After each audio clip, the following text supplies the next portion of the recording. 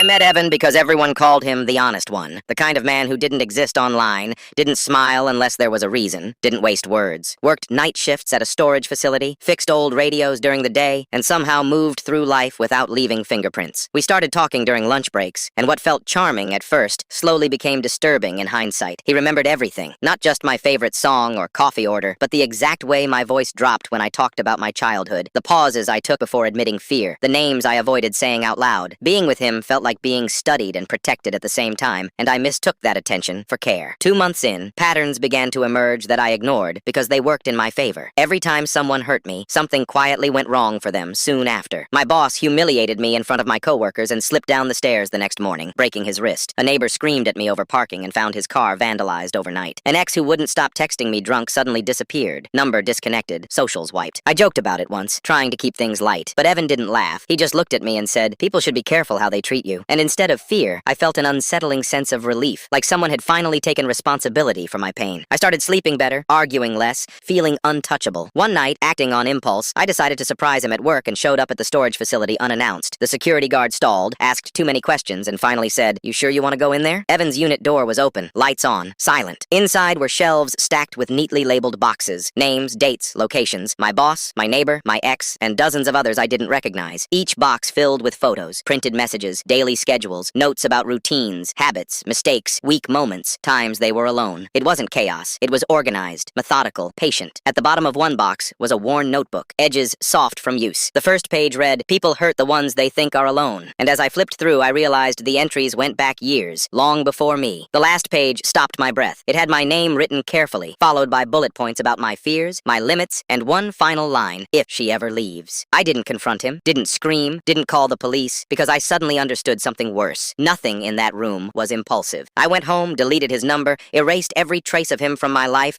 and waited for consequences that never came. It's been 3 years now. Nothing bad has happened to me. No one has crossed me. No one has hurt me. And my life has been disturbingly calm. But sometimes late at night I still wonder whether I escaped a monster, or simply walked away from the thing that was keeping the monsters away.